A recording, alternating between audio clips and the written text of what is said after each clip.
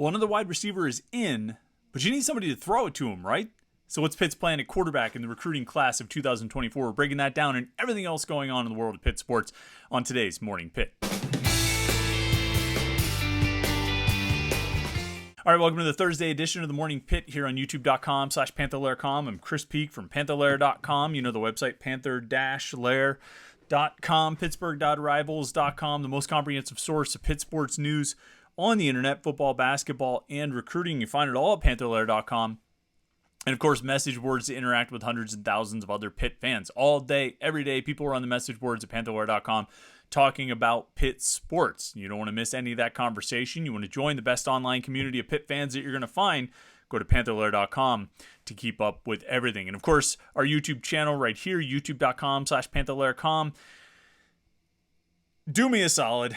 Click the like button. Click the subscribe button. If you're watching this video embedded on Panther-Lair.com, just click anywhere, like up there, I think you can get a link. Down there, I think you can get a link that'll take you to the YouTube page, and then you can like the video and subscribe. If you're watching it embedded in the content item on Panther-Lair.com, you can't like and subscribe, so you got to go to the website, or you got to go to YouTube to do those things, youtube.com/Panther-Lair.com. Like the video and subscribe. We appreciate that. Appreciate everybody who's watching the videos this week. It's been a busy one, lots of recruiting news, lots to talk about, and everybody's responding well, so we appreciate that. Before we get to the big topic of the day, just some, I don't want to say housekeeping because it's big news. Last night, as we told you about yesterday, we talked about Cameron Montero, the wide receiver, do-everything athlete at Brockton, Massachusetts, was announcing his commitment last night, and he did pick Pitt. He chose the Panthers over Virginia and Kentucky.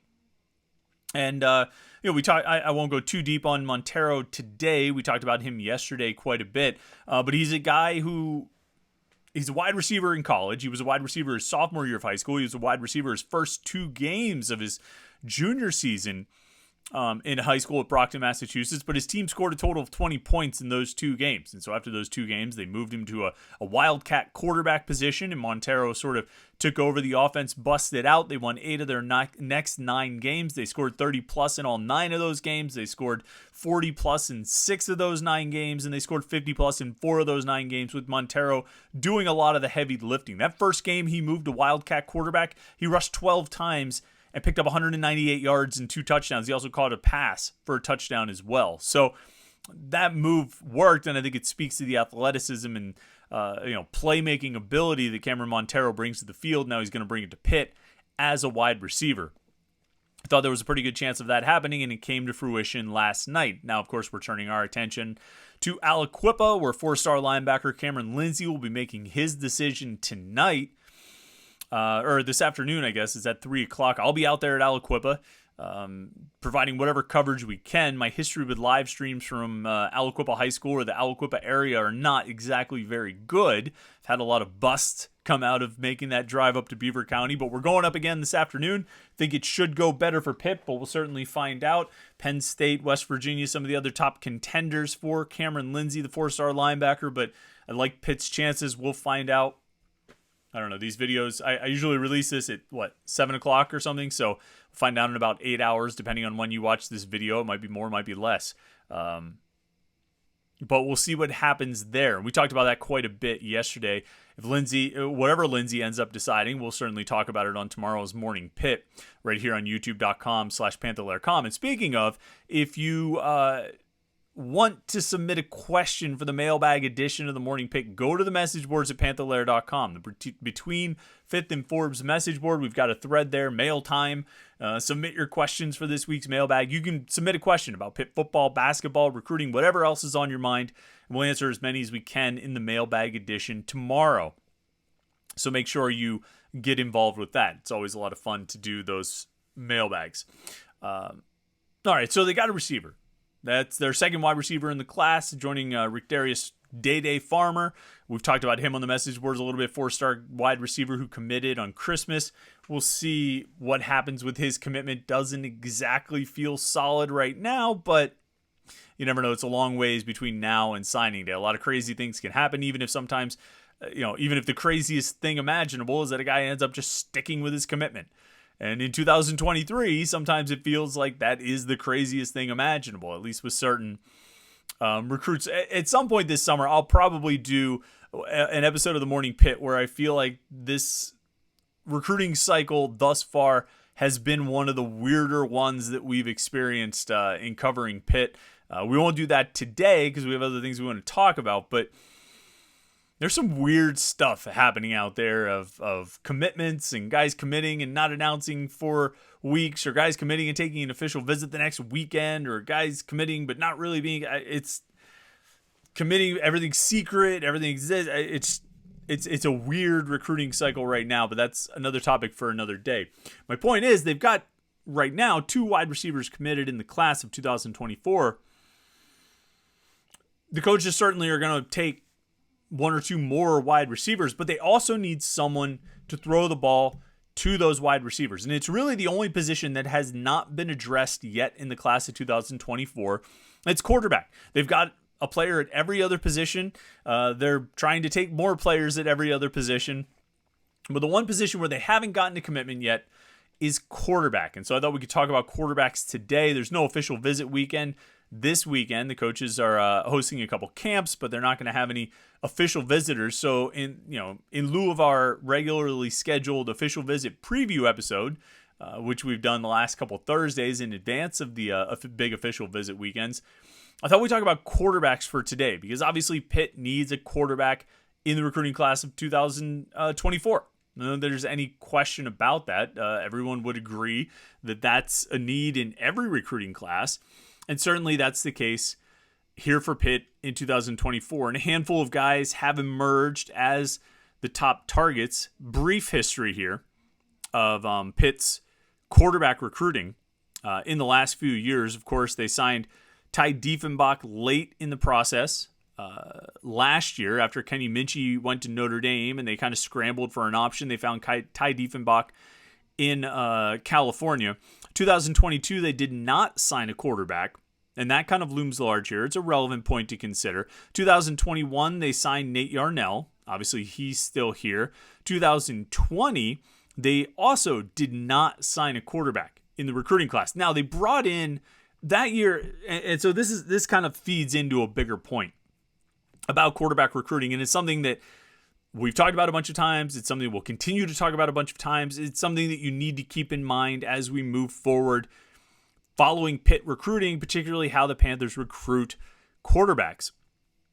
In 2020, Pitt didn't sign a quarterback, but they brought in Joey Yellen, who at that point I think was a redshirt freshman. In effect, Yellen, as a transfer, served as the quarterback recruit in that class. Now, the upside was that at least as we believed at the time, and is that because he had transferred once, then you were going to get several years out of him. He wasn't a candidate to transfer again after 1 year, which ultimately is what he did, because I think he left as a grad transfer and went to Hawaii or someplace. But it's relevant because transfers can now fill those gaps on your roster. Ultimately, nobody in 2020, Yellen, but then he transfers. Nobody in 2022. And so this year, in addition to Phil Dracovic, we'll talk about that in a second, they go out and get Christian Veer. Veer, a 2021 recruit, just like Nate Yarnell. He comes in with the same eligibility as Nate Yarnell. And now he has filled in the gaps that were created by not taking somebody in 2020 and not taking somebody in 2022. Ultimately, I mean, like I say, they got the transfer of Joey Yellen in 2020, but that busted out, and so they're able to sort of backfill through the transfer portal. And more than any other position, quarterback, I think, is going to be the one where the recruiting is affected the most by the transfer portal, simply because it lessens the pressure on getting a high school guy every year. It really does. And not only does it lessen the pressure on getting a high school guy every year, to some extent, it takes away the appeal of getting a high school guy every year. It used to be you wanted to get a high school quarterback every year so you could have 4 or 5 scholarship quarterbacks on the roster at any one given time, and you'd have a fully loaded quarterback room. I think Paul Christ always said he wanted 5 scholarship quarterbacks on the roster at all times. You would have a full quarterback room, and just year after year, here's this year's guy, and now he's gone, and he's replaced by the next guy coming in. We've got 5 every year. That was always the goal, but it doesn't work like that anymore. Because of the transfer portal, quarterbacks, I think, have been the most likely to transfer early in their careers. And that's, I can't sit here and put a number behind that, but I think when you look around the country, I mean, obviously players at all positions are transferring, and there are more, defensive linemen and offensive linemen out there than there are quarterbacks just in the sport. So you're going to have a higher volume of linemen.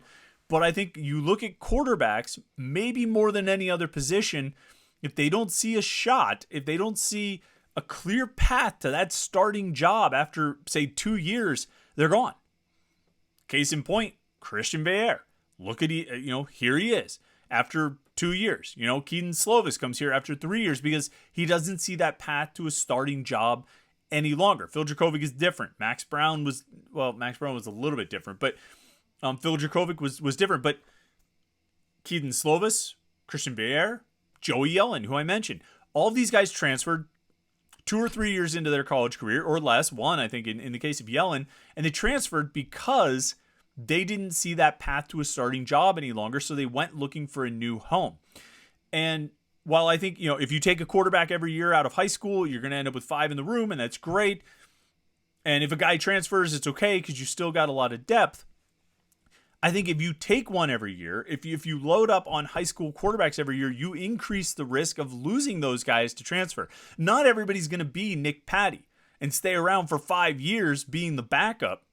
Or Patty, even, if we say that he didn't expect to be the backup in 2022, Patty stuck around for 4 years as the backup quarterback, came in after Kenny Pickett, sat behind Kenny Pickett for 4 years, aside from one start. That's going to be, that's a rarity. You're not going to have that happen very often in college football. Nate Arnell right now is entering his 3rd season.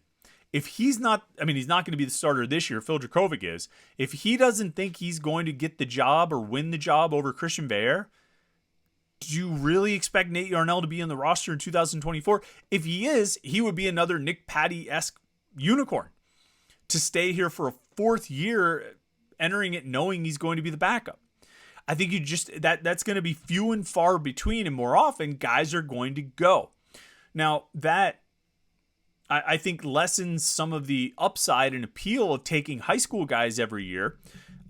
You still want to do it. You still want to go find those high school quarterbacks, but you've got this safety net of the transfer portal, which can often provide more experienced, at the very least, older, more physically mature, and potentially even better, more talented options than what you're bringing in as a high school freshman.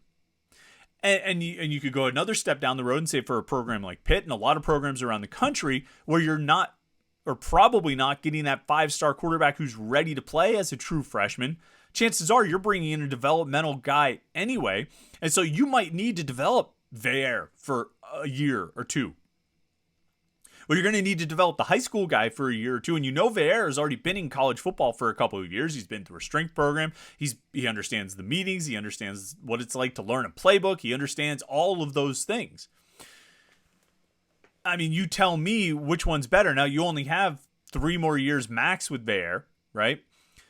Or 2 years after that. Yeah, 3. I mean, you bring him in, you're going to have him on the roster for 3 years max if he does, as long as he doesn't decide to transfer or leave early, NFL, whatever it is. You only, so you've got 3 years max, but I don't think you can bring in a high school quarterback and sit there and look at him and say, we've got more than 3 years max. I don't think you can really realistically count on, 3 years plus. You have to assume that guys are going to go if they don't get a starting job or win the starting job or see a clear path to it. So quarterback recruiting is a very unique situation right now. It's impacted by the transfer portal perhaps more than any other position. And I think that's important to keep in mind. I think it's important to keep in mind, particularly as we talk about the targets that Pitt has on the board right now. There's basically 3 guys as we sit here, coming up to the middle of June. There's basically 3 guys that Pitt is after. The list was 4 or 5, and one guy committed to Duke, and one guy maybe kind of fell off the board a little bit. And it leaves 3 basic guys. And if you're on the message boards, we've talked about these guys a lot. It's Trevor Jackson, it's Henry Hasselbeck, and it's Miles O'Neill. Jackson is a quarterback from West Orange High School in Florida. O'Neill went to Marblehead High School in Massachusetts, and he's transferring to the Hun School in New Jersey. Probably better quarterback training, better coaching, better exposure, better opportunities, that kind of thing. And Hasselbeck plays at Zavarian Brothers in Massachusetts. He's Matt Hasselbeck's son, in case you didn't already know that. All three guys are really intriguing. All three guys look like good prospects, a lot of upside, potential, varying degrees of readiness to play. They might be ready in 2 years, might be ready in 1, might be ready in 4. Interested to see where some of these guys are down the road. But these are the three main options for Pitt at this point. And there's different ways to look at these guys, different ways to kind of approach the topic and the conversation with these guys. I'll start with Jackson. Trevor Jackson last year threw for 1,600 yards, 16 touchdowns, 7 interceptions, ran for 6 touchdowns. Good quarterback prospect. He's got good offers. He was on the board for A&M. He's got, I think, West Virginia is the school he's looking at. He's got an official visit scheduled to Missouri. He came to Pitt for an official visit the first weekend in June. And I think Pitt is one of his top options. Ditto for Henry Hasselbeck. Matt Hasselbeck's kid, like I said, he's a big quarterback, a drop back guy, but probably with as good, if not better, athleticism than any of the guys we're talking about right here. And you could see that when you watch not just his football tape, but his lacrosse tape, because he's committed to Maryland to play lacrosse, which I'm not going to pretend to be the world's biggest lacrosse expert, but if you're going to Maryland on scholarship to play lacrosse, you're a pretty good lacrosse player. And if you're a pretty good lacrosse player, you've got some athleticism in your bones. He also runs like the 55-meter dash and 4x200 in indoor track. So he's a good athlete. Probably needs more work on his arm than his mobility, to be quite honest. He's probably the most, maybe the biggest dual threat out of this group. Either him or Jackson. And then the third guy is Miles O'Neill, who I mentioned is going to the Hun School. Really kind of blew up this spring. Started getting exposure, started getting his film out. Pitt offered him this spring. And O'Neill is probably the most complete package out of these three guys that we're talking about. And probably, if you had to pick one, he would probably be the guy that you would pick. I don't know where the Pitt staff comes down on it, but I think they like all three of these guys for different reasons. The thing with O'Neill is everything sort of points toward him picking Texas A&M. And who knows, by the time you watch this video, he may have already committed to Texas A&M, which, disappointing for Pitt. They're going to miss out on one of their options if he does commit to Texas A&M. However, Texas A&M is also a school of consideration for Trevor Jackson. Texas A&M already has a quarterback committed, so O'Neill or whoever else might commit to them would be the second quarterback in the class. And A&M maybe going against everything I just said about quarterback recruiting by trying to sign 2 quarterbacks, but I'm pretty sure they're not going to take 3. So if O'Neill does commit to A&M, you think that only helps Pitt's chances with Jackson, since A&M will no longer be an option. Jackson's looking, like I said, to take an official visit to Missouri at the end of the month. Henry Hasselbeck will be at Pitt the end of the month. I think it'll come down to one of those two guys. I think Pitt will land either Trevor Jackson or Henry Hasselbeck as the quarterback in the class of 2024. That's my hunch. Which guy? I'm not sure. If it was up to me, I'd probably lean to Jackson a little bit.